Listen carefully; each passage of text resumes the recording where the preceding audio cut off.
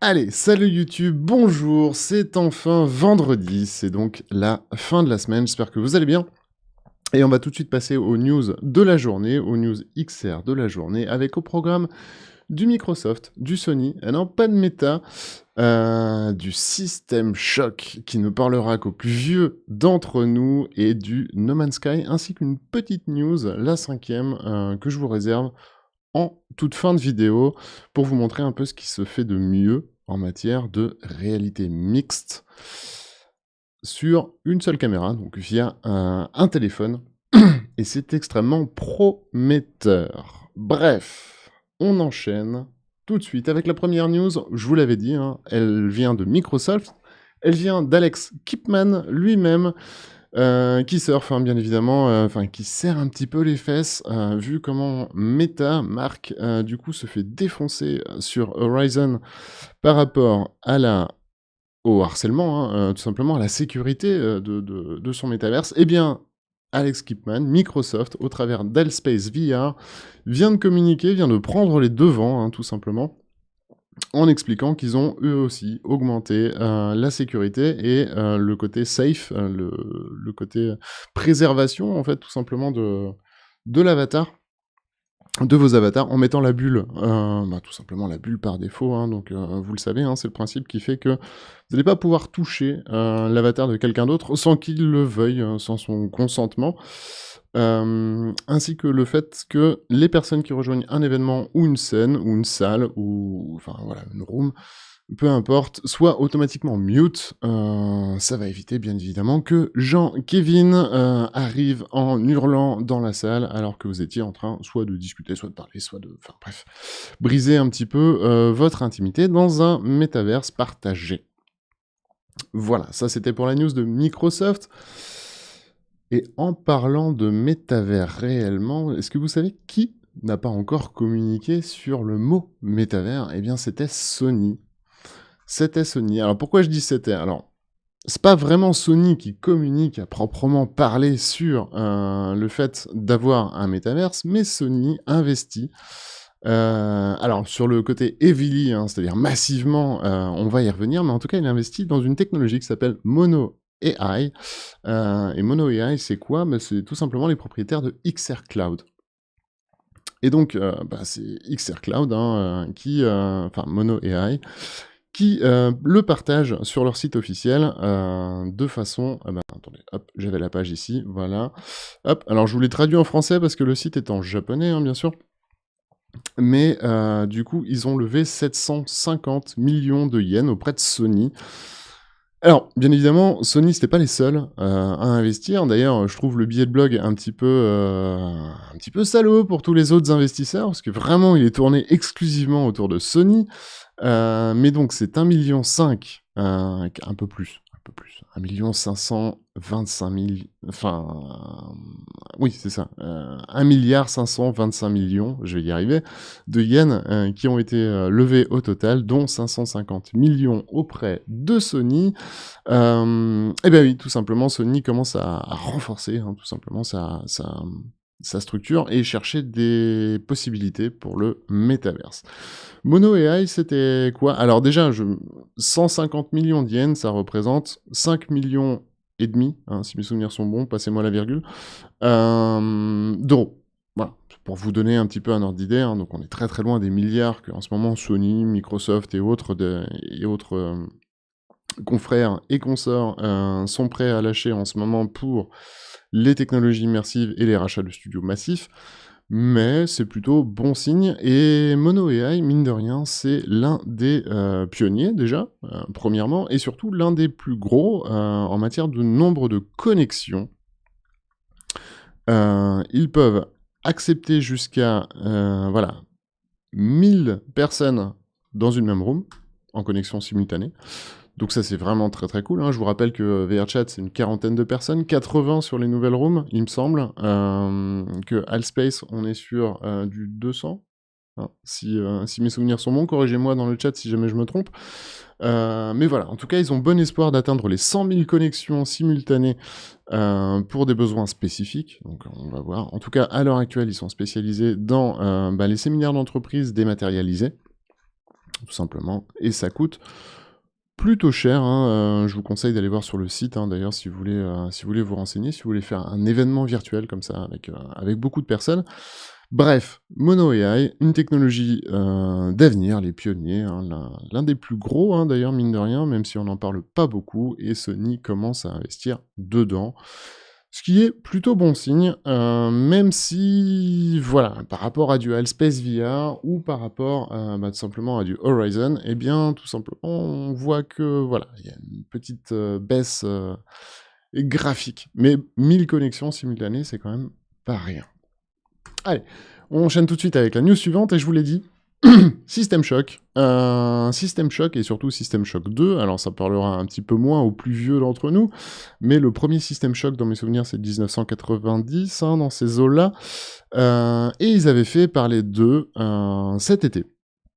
Ils avaient fait parler d'eux cet été parce que ils avaient tout simplement envoyé ce tweet que vous voyez à l'écran, où on voyait l'adaptation de System Shock 2 en version Enhanced, compatible VR. Alors, je voulais pas du tout allumer cette page. Eh bien, ils ont communiqué sur leur Kickstarter. Parce que la question leur avait été posée. What's going on? Qu'est-ce qui se passe sur la version System 2 Enhanced Edition et la version VR? Et donc, ils ont répondu sur la version VR en disant, voilà, vous pouvez comprendre que ce n'est pas notre priorité pour l'instant. Parce que notre priorité, c'est quoi? C'est la version étendue, la version remastered, du coup, de System Shock 2.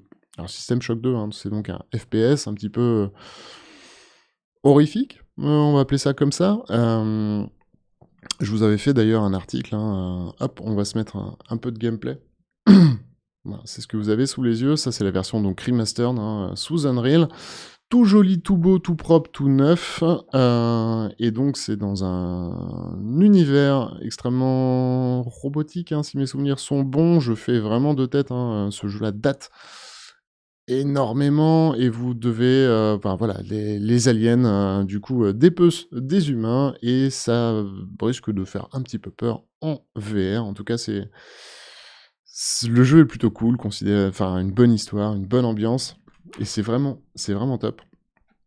Mais voilà. Et pourquoi je vous donne cette news? C'est tout simplement parce que vous allez voir dans la presse, et notamment chez nos confrères d'UploadVR, hein, que je salue, Jamie, qui intitule l'article System Shock 2 VR n'est actuellement pas la priorité comparé à la version Enhanced Edition, et ça m'a fait un peu tiquer, parce que du coup vous avez des possibilités de prendre ce titre d'article de façon un peu biaisée.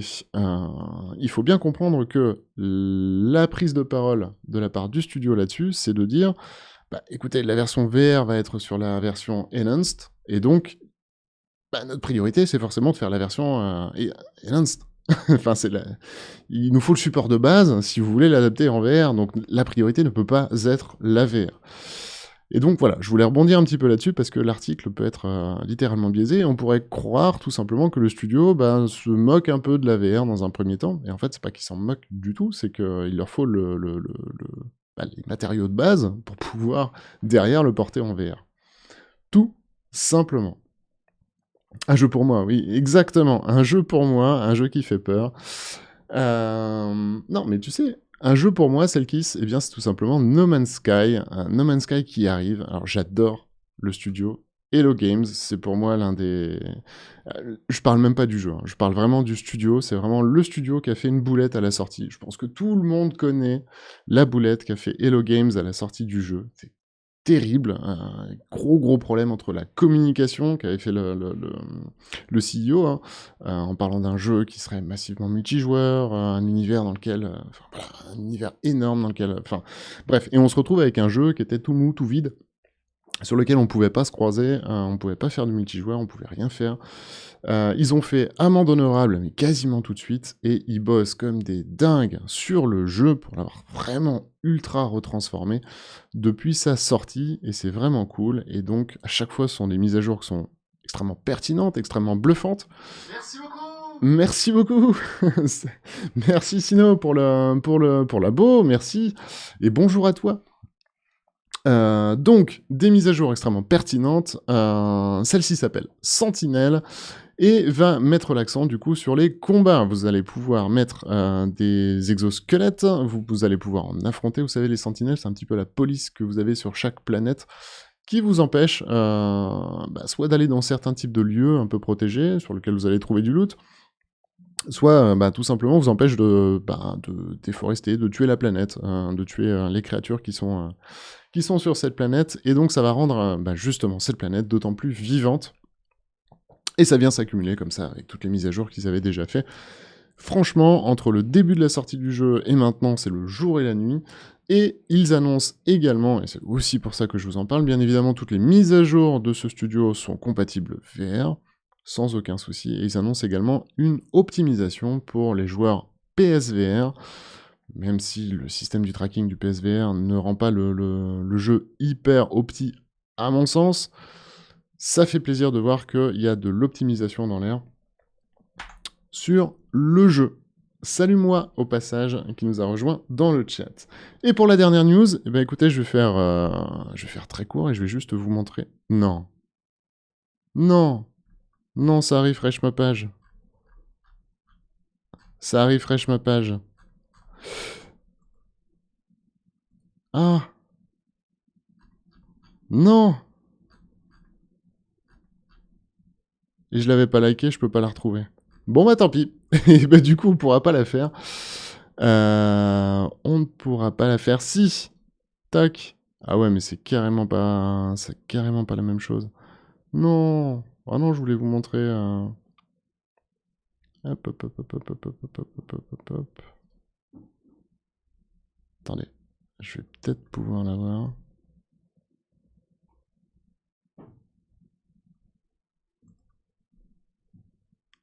Ah, je suis tristesse. Bref, c'était sur le... On va reprendre les posts. Ah, si. Si. Voilà. C'était ça. Vous connaissez peut-être Vuforia. Vuforia, c'est l'un des... Donc c'est PTC maintenant, mais c'était l'un des frameworks les plus en vogue, et ça l'est toujours d'ailleurs, le leader en matière de réalité mixte monoculaire, sous-entend, enfin, comprenez par là du coup une seule caméra, c'est via le téléphone, pas besoin par exemple des 5 caméras que vous avez sur, ou 6 que vous avez sur un Lynx. Et donc voici ce qu'il est possible de faire maintenant avec une seule lentille, une seule caméra, voilà, vous pouvez faire un mesh de votre environnement, et ce en temps réel, et naviguer à l'intérieur. On rappelle que tout est faisable avec une seule caméra, ce qui est très très bon. Pourquoi je vous montre ça? Parce que c'est très très bon pour du coup le form factor qu'on attend des lunettes de réalité augmentée, à savoir une paire de lunettes. C'est-à-dire mettre une caméra sur une paire de lunettes, c'est ce que fait déjà Snapchat avec ses glasses. Et donc on pourrait très bien imaginer que Vuforia puisse tourner dessus. Et donc voilà, vous pouvez littéralement, c'est ce qui montre ici, spatialiser des choses dans ces éléments, à voir avec le framerate, à voir avec la précision. En tout cas, c'est une petite news qui fera plaisir aux développeurs. Et si vous êtes possesseur d'une licence PTC qui maintenant coûte un bras, pour être poli, eh bien, foncez, parce que c'est une grosse avance technologique sur les autres entreprises. Bref, c'était la fin de ces news. Moi, je vais regarder le chat pour voir un petit peu avec vous ce que vous en avez pensé. Et puis tout de suite, on va se mettre derrière un petit jeu de sport. Je vous souhaite un très bon vendredi. On se dit à lundi si vous suivez ces vidéos de façon quotidienne. Et un excellent week-end.